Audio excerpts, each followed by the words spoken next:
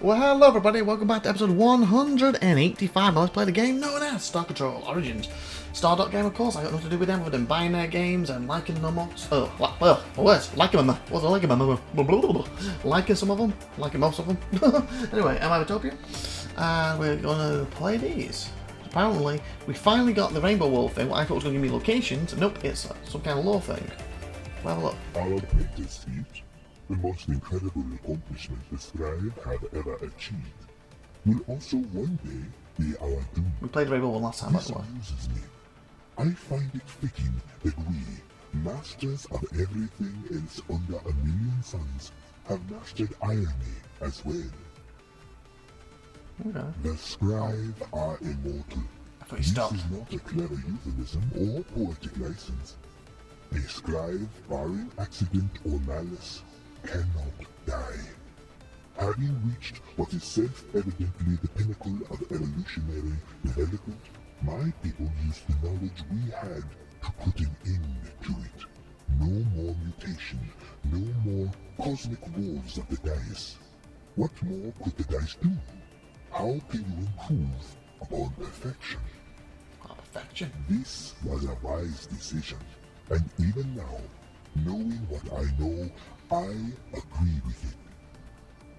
But it is a decision which sealed our inevitable downfall. This isn't a surprise, nor even really a secret. The math was straightforward, even at the time. For anyone who cared to look at it, a Scribe could only die by malice and accident. Wow, But actually, what were you malice gonna and accident were not stopped. We would slowly die off and not be replaced.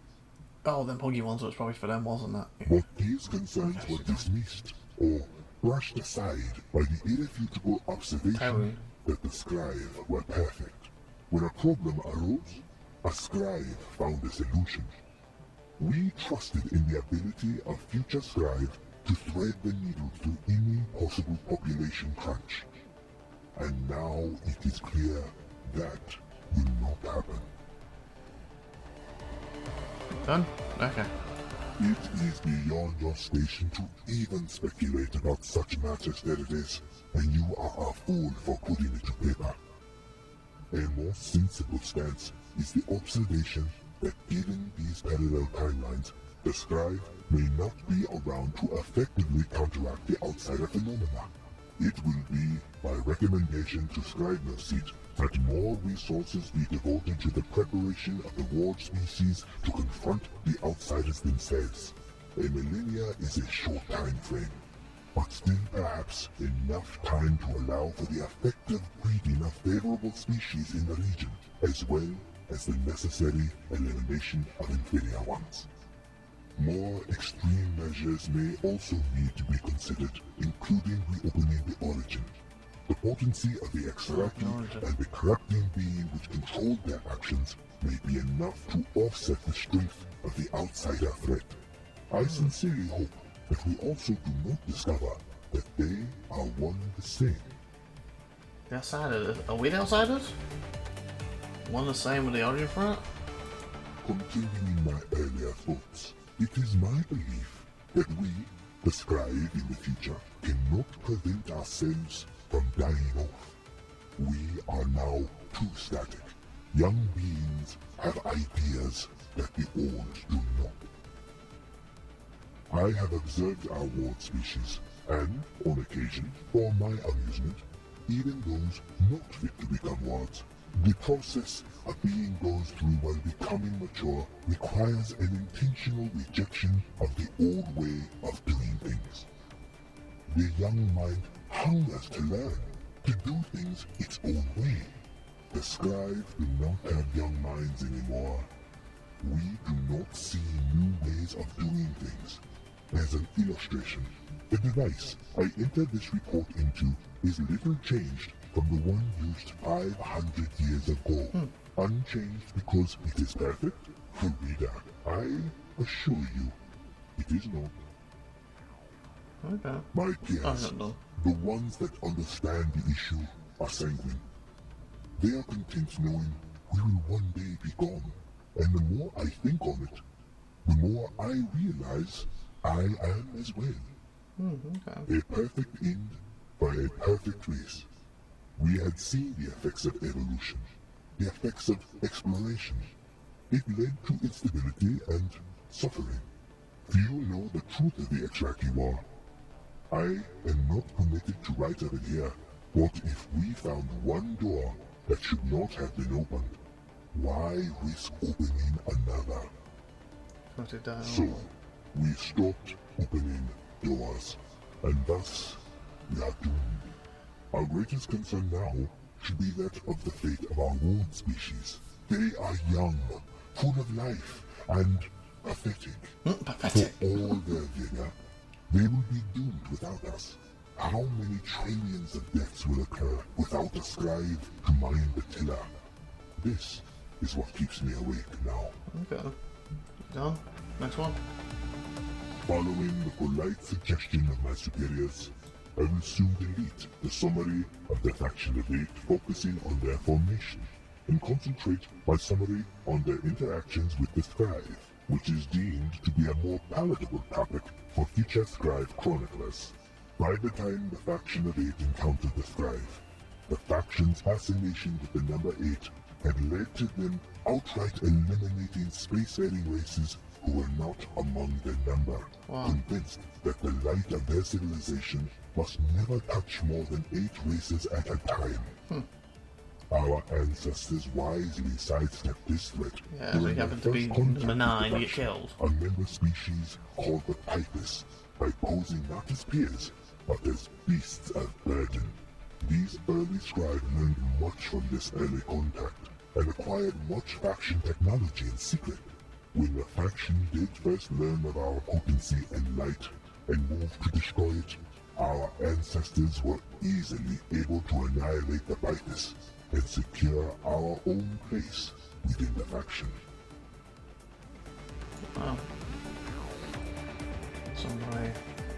The Eternal Wars are a poetic misnomer first applied by the manner of their discovery. Erpach's researchers leading a Pan-8 group from the Science Council were studying the quasi-degenerate worlds, which litter this region, operating under a hypothesis that their formation was the result of millions of years of an unknown geonuclear process. This eternity of action was eventually revealed to have instead been the result of a single, immensely violent action. Historical records, always hard to come by when considering the precursors, revealed hints pointing in the same direction. A war of immense destructive energy was once waged in this region. Who the precursors were fighting is completely unknown. There have never been any traces of a civilization which could rival them. Precursor technology or artifacts also have never made mention of a war, or even any interactions with another culture which they would consider a peer. It is possible all such records were wiped out, making this a war of complete destruction. But this runs contrary to the perceived good humor of the precursors readily present in their artifacts and technology. Theories quickly become speculative from this point on. The lack of even the slightest mention of who the opponent was suggests that the precursors were possibly fighting amongst themselves. Another possibility is that they were fighting an enemy who was not from this space at all. This theory is not endorsed by all members of the 8, but it is worth noting here that we have heard rumors the Erpachs have dedicated considerable energies to the study of it. Okay, nice. The outsider threat appears unstoppable. Since the disruption first appeared in the W51 star-forming region, no Scribe naval assets have returned from its perimeter. And, as it expands at a significant fraction of the speed of light, conventional EM-based observation is of little use as well. If the phenomenon's expansion rate remains unchanged, it will reach the edge of Scribe space within 200 years and completely envelop the Empire within 1,000. Second-hand knowledge from beings fleeing the phenomena is limited by the above factors, as well as such beings' general lack of technological advancement and intelligence. Amongst peer-level civilizations, there has been no direct information sharing, but a few conclusions can be reached from their observed behavior. Notably, the Arilu have begun to depart from this area of space, and statistical analysis of the movement patterns of self-replicating Jeff FA-class probes suggests their activities, while still erratic, are also trending away from the phenomenon. It is beyond the scope of this scouting report to speculate about such matters, but this author has noted that the 1,000-year time frame places the destruction of the Scribe Empire by the phenomena on or about our predicted internal extinction date due to self-replication problems. I am not entirely convinced this is a coincidence. We'll left it on pink lotus egg. Species so rare they are nearly extinct. It can also make a delicious omelette. So, bad news, everyone. Although the Taiwan have been considered and rejected by only 15% of sentient and near-sentient beings in the region since our introduction to the Scribe Empire, implying there's plenty more to go, there's kind of a problem with that. You see, at current rates, we will exhaust all potential friends within the next 400 years. And worse, once that point is reached, it's looking like we will not be able to find more sentient and near-sentient beings to exhaust. This is a direct result of the hyperspace map problem. The Taiwan is somewhat unique in this region, in that we independently discovered hyperspace travel ourselves. Most of our drier peers had the technology given to them by the Scribe. Okay, they actually did themselves. As we found out ourselves, and as our peers in the region were taught, the topography of hyperspace is substantially more complicated than the typical two-dimensional representation it's presented in. Mapping hyperspace requires incredibly costly computational and measurement expense. And working independently, we have been unable to map anything beyond the nearest stars to Taiwomia. Since our discovery by and forcible friendship entering relationship with the Scribe, all Taiwan hyperdrive travel has been done using the Scribe-provided sector maps. Really just the one. Scribe Sector 003. Given the expense required, we're not even sure how the Scribe managed to map this much, or even further. Some kind of subterfuge or mild genocide involving theft seems possible, as our people will not likely have the stomach for such endeavors. It would behoove us to keep an eye stalk out for more honest means of acquiring hyperspace so they kill a race maps. and then tilt their map. Kill a race to the map. Exhaust potential friends at a slightly slower speed. It will probably have to be the map thing, though. As requested, I have gathered all records pertaining to the faction of 8 and sequestered them in the prescribed archives of Scribnoseed. All other known copies have been destroyed, so as to not pollute the brains of any chronicler whose duties require them to maintain these records. I have attached the following synopsis to them to serve as an approved and sanitary summary of their contents. The faction of 8 arose approximately minus 7,000 EE, evidently as a response to an aggressive civilization that originated in an unremarkable region in what is now Sector 03, close to Alpha Satori. The faction themselves seem to understand little of the nature of the threat, with most of the first-hand knowledge of it held by one member race, the Polat, who would be annihilated in the conflict. These two factors, their victory, working as a cohesive alliance, and their despair over the loss of their allies the Polat, led the surviving members of the alliance to ascribe an almost mystical value to the number of civilizations present in the alliance at the time of their victory, in this case 8. Following their victory, they would search for a replacement member, convinced that their success was due to the number of member races in the alliance alone, rather than the individual qualities of those races. Version. Following the direct order of my superiors, I will soon delete the summary of the faction of 8 focusing on their early interactions with the weak, unformed scribe people, and instead focus on the 8's complete annihilation by the scribe people, which is deemed to be a more palatable topic for future scribe chroniclers. Revising on what we did at top, isn't Once it? a member of the faction of 8, the scribes strained against the constraints membership placed upon them. The faction maintained a balance between the 8 members by restricting individual technological development, stunting the progression of the entire region. Such feeble restraints could not match scribe curiosity, however, and we soon found ways to move past them. Other members of the faction would learn of this, but the internal mystical devotion to the number 8 and our place among those 8 prevented them from doing little more than complain about it. When the time came to throw off even the pretense of restraint, the scribe did so forcefully. Carefully orchestrated internal coups were initiated on the homeworlds of the other faction members with the help of local sympathizers. We were not the only ones who despised the constraints. We were the only ones fit to rule, however, and when faction military power had been shattered and scribe control of the region made complete, there was little to be done but to eliminate the traitors who had turned against their own kind.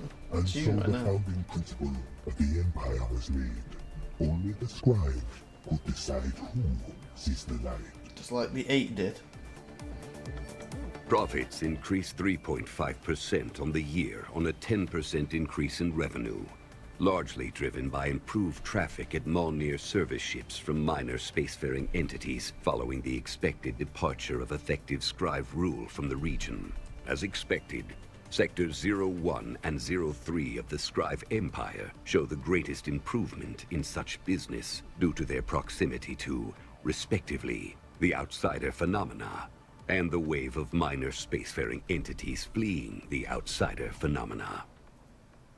Write-downs are accelerating in regions affected by the Covenant, who continue to demand total conversion of annihilation. These write-downs are predicted to continue in regions where the Covenant are relocating as a result of outsider expansion. Internal analysis expects the Inquisition will target Scribe Sector 03 within the next century.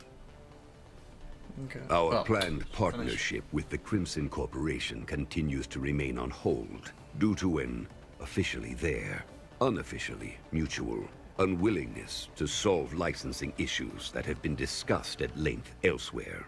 It is still hoped that this can be concluded within the next year, and in particular before the Hegemony make deeper advances into Scribe Sector 02. A failure of such talks would lead to profit warnings in future reports. Okay, done. Okay, we're at 80 minutes, but we're going to play the last one when that finishes. We'll stop. This episode's just been based about these, but next time we get back to proper gameplay in this episode. For internal distribution only among members of the 8 Science Councils. What follows is a brief summary of research activity on known Rainbow worlds. Geophysical research. Inconclusive. Rainbow worlds do not exhibit any known geological behavior, including plate tectonic, volcanic, or cryovolcanic activity. Although there is enough surface gravity to attract atmospheres and liquid water, there are also no observed erosion-like features. This is likely a result of the material characteristics of Rainbow worlds, discussed below. This was one I bought. Materials analysis. Not that one. Inconclusive. The base material of Rainbow worlds is an unknown substance, uniformly covering at least the surface of these worlds. Dubbed chroma, it has resisted all attempts at destructive analysis, typically by destroying our testing equipment. Non-destructive analysis has been similarly inconclusive. There have been observed echoes in hyperspace when chroma is subjected to extremely high energies. See failed destructive testing. But research in this avenue is limited by our ability to apply such ferocious energy in one place. Biological research. There is no biological activity observed on Rainbow worlds, nor none of the necessary precursors for doing so, e.g. carbon-based compounds, silicon-based compounds, swarms of clever robots, etc. In sum, we know that they're pretty, and that's about it. So say the 8. Oh, and then in some, we know they're pretty, but that's about it. Okay, that being said, we're at 19 minutes.